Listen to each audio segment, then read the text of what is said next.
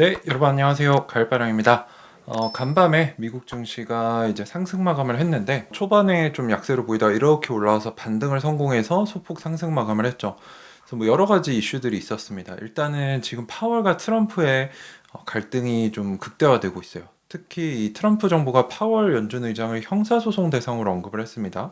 뭐 연준 리모델링 하는 돈에 대해 뭐 좀 수상하게 썼다 뭐 이런 식으로 하면서 이 연준이 정치로부터 중립을 가져야 되는데 이 독립적으로 금리 결정할 수 있느냐 여기에 타격을 입으면서 미국 증시가 조금 불안해하는 그런 모습을 보여줬고요. 파월 의장도 이거 정치적인 보복이다라고 반박을 하고 실제로 이 기자회견이라기보다는 이 자체 녹화한 거를 공식 홈페이지에 올리기도 했어요. 그래서 트럼프와 연준 간의 갈등으로 조금 하락으로 시작을 했는데 그 안에서 또 트럼프가 신용카드 이자율을 10%로 제한하겠다라고 하면서 이 은행이나 카드사 수익이 줄어들 수도 있을 것 같다라고 하면서 금융주, 카드 관련된 또 여기와 밀접한 연관을 가진 항공주가 하락하는 모습을 보여줬어요. 근데 그럼에도 하락 마감하지 않은 이유가 월마트가 나스닥 100 지수에 새롭게 편입이 되면서 주가가 크게 올랐어요. 그래서 아마 여기에 들어가게 되면은 그 지수를 추종하는 펀드들이 수동적으로 이 주식을 사기 때문에 매수세가 발생해서 주가가 올라갔는데 뭐 이것뿐만 아니라 지수가 예상보다 잘 버티자 이제 하락에 베팅했던 사람들이 다시 매수로 돌아오면서 돈이 떨어질 것 같다 해서 생각보다 버티네 하면서 다시 매수로 롱으로 오면서 반등하고 상승 마감을 했다라고 볼 수 있을 것 같아요. 그래서 이제 미국 증시가 소폭 상승 마감을 했는데 그 흐름 안에서 이제 양자 주식들 같은 경우는 대부분 상승 마감을 했습니다. 그래서 아무래도 이 투자 심리가 죽었다가 살아나면서 양자 주식들도 밑에서 시작했다 이렇게 올라오는 모습을 보여줬는데 거의 다 상승 마감을 했어요. 그리고 이제 이 양자 주식들 보시면 BTQ가 좀 많이 올랐습니다. BTQ 잘 모르시는 분들을 위해서 잠깐 설명을 드리면 비트코인을 양자로부터 안전하게 지키겠다. 뭐 이거를 원래 목표로 회사가 세워졌는데 여기 안에서 뭐 양자 컴퓨팅 쪽으로도 하고 뭐 사이버 보안 쪽도 건들고 약간 이런 식으로 커가고 있는 상장한 지 얼마 안 된 굉장히 아직은 작은 기업입니다. 근데 이제 어제 11% 넘게 올랐던 거는 이 비트코인으로부터 안전할 수 있는 양자 내성을 갖춘 비트코인 퀀텀이라는 테스트넷을 공식적으로 공개를 했다라고 해요. 양자에 나중에 해킹될 수 있지 않냐 뭐 이런 얘기가 나오면서 불안감이 있었는데 이제 미국 정부가 공식으로 이 기준으로 채택한 NIST 표준 암호 알고리즘을 구현해서 비트코인의 양자로부터 지킬 수 있다 이런 것들을 시연하는 거를 했던 거예요. 당장 이게 비트코인에 적용돼서 뭐 비트코인이 양자 내성을 갖춘다 이건 아닙니다. 왜냐면 그게 되려면은 뭐 엄청나게 많은 사람들의 동의가 필요하고 연습용 실험 단계에서 이런 것들 하고 있구나라는 게 대중들의 흥미를 끌고 관심을 받으면서 주가가 많이 올랐다. 당장 비트코인을 바꾸진 않지만 미래에 문제가 생겼을 때를 대비하는 걸 했다는 점에서 의미가 있다는 거죠. 그래서 BTQ가 많이 올랐고 뭐 그런 이 큰 하락에서 상승으로 하는 흐름에서 이제 양자 주식들도 같이 상승 마감했다. 라고 볼 수 있을 것 같습니다. 자, 그리고 아이온큐 관련된 소식도 몇 가지가 있었는데 아이온큐의 공동 창립자이자 지금 이제 아이온큐를 나가셨지만 메릴랜드의 김정상 교수님 듀크 대학교에서도 교수직을 하고 계시는데 이런 얘기를 하셨다고 해요. 이제 10일 한 2, 3일 전에 미국 캘리포니아주에서 한인 스타트업 행사에 가셔서 패널 토론하셨다고 하는데 여기서 원래 젠슨왕이 작년만 하더라도 양자 컴퓨터가 제대로 상용화되려면 2, 30년 걸릴 것 같다라고 했는데 최근에 그 생각이 바뀐 것 같다라고 언급하셨다고 해요. 저도 그렇게 생각을 하는데 지난해 이제 양자 분야 리더들을 만나서 상의를 하고 또 내부적으로도 엔비디아가 이제 양자가 다가오는데 어떻게 할 것이냐 뭐 이런 전략 회의를 했겠죠. 근데 그 이후로 이제 엔비디아가 양자 컴퓨팅의 변곡점에 도달했다 뭐 이러면서 컨티뉴엄이나 뭐 이런 회사에 이 양자 스타트업 아직 비상장인 애들한테 직접 투자도 하고 이제 양자와 고정 컴퓨터를 잘 연결할 수 있는 뭐 MBQ 링크 이런 것들도 만들고 또 이 GPU들을 통해서 양자를 잘 개발할 수 있게 해준 이런 환경도 만들면서 기존에는 이걸 진짜 멀리 봤던 것 같은데 실제로 이게 생각보다 가깝구나라고 생각하고 그 분야에 신경 쓰고 투자하고 있다 이렇게 좀 얘기를 했다는 거죠. 근데 물론 엔비디아의 위상까지 양자가 가려면 거기까지는 뭐 10년 이상 걸릴 수 있겠죠. 그래서 젠슨왕의 발언은 양자가 안 될 거다 이 얘기가 아니라 세상을 크게 바꿀 정도의 임팩트가 되려면 시간이 필요할 거다 이런 얘기를 해석하는 게 적절하다라는 거죠. 그래서 지금 양자 컴퓨팅의 현 주소를 예전에 70년대 폰 노이만식 컴퓨터와 비슷하다. 근데 그거 이후에 개인용 컴퓨터, 퍼스널 컴퓨터, PC죠. 이게 등장하면서 대량 생산, 개인화에 갔던 것 같이 양자 컴퓨팅이 이제 기술 성숙도가 초기 상용화를 바라보는 시점에 있다라. 라고 얘기를 하시면서 양자 컴퓨팅이 생각보다 빠르게 다가오고 있다 이런 식의 얘기를 하셨다라는 소식이 있었고요. 그리고 소식이 하나 나온 게 이제 다보스 포럼에 아이온큐가 참여한다 이렇게 좀 소문이 난 것 같은데 조금 더 정확하게 보셔야 돼요. 다보스 포럼에 아이온큐가 가는 게 아닙니다. 다보스 이노베이션 위크 혁신 주간에 아이온큐가 참여를 하는 건데 어떤 차이점이 있냐면은 그 기간 전후에 다보스에서 그 브랜드를 활용해서 기업이나 기술 중심 이렇게 홍보하고 알리는 이런 세션을 여는 비공식 연계 행사라고 볼 수 있어요. 그래서 정확히는 다보스 포럼에 참여하는 건 아닙니다. 그 전후에 이제 뭐 기술 기업 설명회 뭐 이런 것들을 여는 거죠. 근데 여기에 어쨌든 아이온큐의 양자 컴퓨팅 사업부장인 크리스 발란스 박사, 이 사람이 이제 영국의 옥스포드 유닉스를 창업하고 키웠던 CEO죠. 그래서 이 사람이 들어와서 어떤 걸 할 거냐, 이 양자가 이제 이론이 아니라 어떻게 실제 이점으로 이어질 수 있는가, 어떻게 하는가, 뭐 이런 것들을 말하고 시연을 한다라고 합니다. 그래서 뭐 글로벌적인 관심을 끌 수 있겠죠. 그래서 현재 시각으로 1월 19일 스위스 다보스에서 열린다고 하네요. 그래서 아이온큐도 이 소식을 전하면서 지금 영국 양자 산업에 있어 2026년이 매우 중요하다. 양자 컴퓨팅은 결정적인 전환점에 도달을 해서 더 이상 연구가 아니라 전략적이고 배치 가능한 기술로 자리 잡아서 여러 부분에서 큰 가치를 낼 수 있다. 수십 년 동안 영국은 이 분야의 선구자였고 이제 이 토대를 마련함으로써 이 기술을 산업 단계로 이끌고 있다. 그래서 영국 정부가 최근에 이 양자 분야에 상당한 자금을 투자할 준비가 되어 있다는 얘기가 돌고 있다고 해요.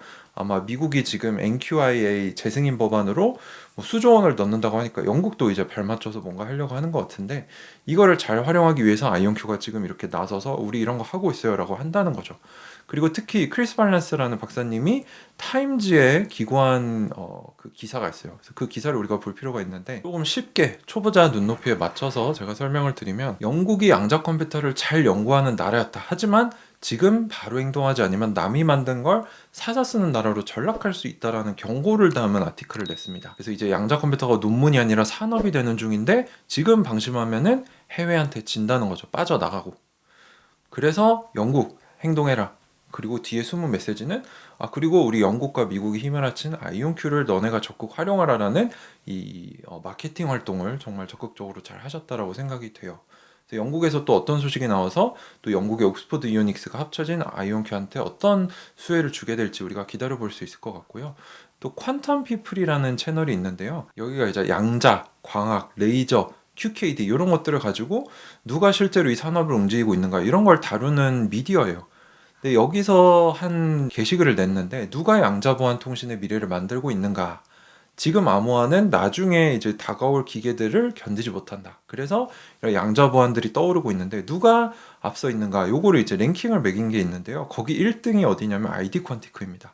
아이디 퀀티크가 지금 아이온큐가 대주주 지분을 가져가면서 아이온큐 밑에 자회사로 들어가 있죠. 아이디 퀀티크가 기술력이 그냥 말로만 뭐 하는구나 이게 아니라 실제로 이 전문 매체에서도 인식을 좋게 받고 있구나. 그 밑에 뭐 4등의 알케 퀀텀 있고 한 11등의 실스큐가 또 있어요. 그래서 이런 여러 기업들이 있는데 아이디 퀀티크가 실제로 그 전문 분야에서도 실력이 인정받고 있다. 아이온큐가 잘 인수했구나. 앞으로 시너지 내길 기다려보자. 뭐 이런 식으로 우리가 해석을 할 수 있을 것 같고요. 그리고 이 광자 양자 컴퓨터 개발 기업 중에 이제 호주 기반으로 시작했던 사이퀀텀 지금 본사는 이제 실리콘밸리에 있어서 미국 기업이긴 하지만 호주 기반이고요. 그리고 이제 자나두가 있습니다. 캐나다 기반인데 자나두도 스펙 상장을 준비하고 있다고 해요. CHAC라는 티커를 가진 이 백지수표 회사와 합병을 해서 한 5억 달러 정도 규모의 자본을 자본화하겠다. 그래서 언제 상장할지는 모르지만 이제 기술 스타트업에서 상장한 양자 인프라 기업으로 가겠다라는 발표를 했어요. 그래서 아마 올해 하반기쯤에 자나두도 상장을 할 것 같습니다. 21년도에 아이온큐 상장하고 리게티, 디웨이브 그리고 이제 인플렉션 준비하고 있죠. 그리고 자나두까지. 양자 기업들이 이제 더 이상 연구실 단계가 아니라 기업화되면서 상용화, 가속화되는 단계로 올라가고 있구나. 지금 컨티니움도 준비하고 있죠. 허니웰 밑에 있는 이런 돈이 들어오는 흐름. 돈이 들어온다는 거는 이게 뭔가 될 것 같구나라는 기대감으로 돈이 들어오기 때문에 이제 양자 섹터에 있어서 좋은 흐름이 있구나라고 이제 추론을 해볼 수 있는 거죠. 그리고 또 아이온큐가 최근에 공식 유튜브 채널을 다시 활성화시키고 있어요. 이 뒤에서는 아이온큐가 최근에 업로드한 2개의 영상 제가 이제 밑에 자동 자막 켜서 보여드릴 테니까 같이 보고 마무리하도록 하겠습니다. The world's hardest problems are about to meet their match. Quantum technology has the power to revolutionize drug discovery, reimagine material science, transform financial modeling, and secure our digital future. IonQ isn't just building quantum computers. We're developing the world's first and only complete quantum platform, with products and services that span quantum compute, networking, security, sensing, and space infrastructure. IonQ is at the forefront of practical, scalable quantum technology, accelerating the path to commercial quantum advantage. The quantum era is here, and it runs on IonQ. IonQ, the only full-stack quantum platform.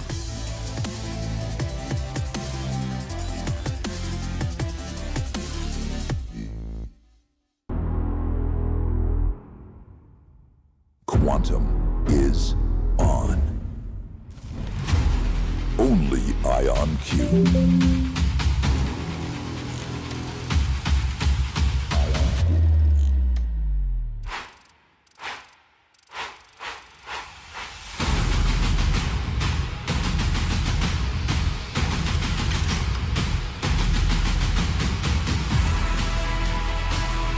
Only IonQ is on land,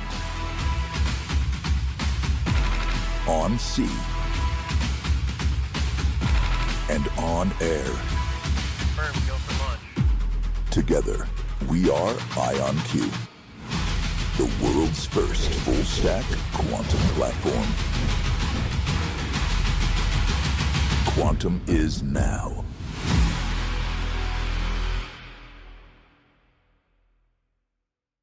자, 그래서 보셨지만 지금 뭐 양자 섹터 굉장히 활발하게 이것저것 하고 있어요. 다만 IonQ가 굉장히 중요한 거는 저는 제 추론으로는 뭔가 있는데 이제 국가 기밀이라서 공개를 못 하는구나. IonQ가 예전에는 뭐 작은 소식도 굉장히 열심히 내놨고 거의 매일 소식이 있었는데 뭐 제 영상 업로드 주기도 보시면 아시겠지만 예전에는 매일 올려도 부족했는데 지금 거의 이틀에 한 번씩 올리고 있죠. 그만큼 소식이 뜸해졌는데 그거는 뭐가 없어서가 아니라 굉장히 뭐가 바쁘게 돌아가고 있는데 이제 국가 인프라 이런 국방 안보 쪽 프로젝트라서 이제 로우 프로파일이라 그러죠. 좀 몸을 웅크리고 자제하고 있는 게 아닌가 이런 생각이 들어요. 그래서 사실 이번 2월 말로 예상되는 작년 4분기, 작년 전체 실적 발표에서 어떤 힌트를 줄지 사실 기대가 많이 됩니다. 어쨌거나 양자가 이제 비트코인 내성, 양자 내성 갖추는 쪽으로 BTQ 하고 있는 거 이런 소식으로 10% 넘게 급등을 했었고 이 다보스 포럼 전후로 하는 이런 기술 세션에 IonQ가 또 적극적으로 나서서 영국이 미국의 뒤에 이어서 큰 돈을 양자에 넣으려고 하는데 그걸 따내려고 열심히 하려는 모습 보여주고 있다. 그리고 이제 IonQ가 인수한 아이디 퀀티크 기술력 실제로 좋다. 그래서 인수 잘한 것 같아요 라고 저는 생각하고 자나두라는 캐나다 광자 양자 컴퓨터 상장 준비하면서 아마 올해 컨티니엄과 자나두까지 인플렉션까지 상장을 하면 총 3개 기업이 상장을 하면서 올해 하반기가 이제 뭐 스페이스X나 뭐 엔트로픽 이런 우주 AI 기업들도 상장을 많이 하죠. 그래서 유동성에 아마 극을 찍으면서 증시가 많이 기대 심리가 살아나지 않을까 뭐 그렇게 생각을 하고 있는데 뭐 단기적인 예측은 맞출 수 없으니까요. 저의 분석을 이렇게 나눠드리지만 항상 저의 생각과 저의 자료, 저의 데이터들은 여러분들 스스로 팩트 체크해 보시고 본인 성향과 입맛에 맞게 가져가셔서 현명하게 스스로 판단하시면 좋겠습니다. 네, 오늘 영상도 끝까지 시청해 주셔서 감사드리고요. 도움이 되셨다면 구독과 좋아요, 알림 설정 부탁드립니다. 감사합니다. 가을바람이었습니다.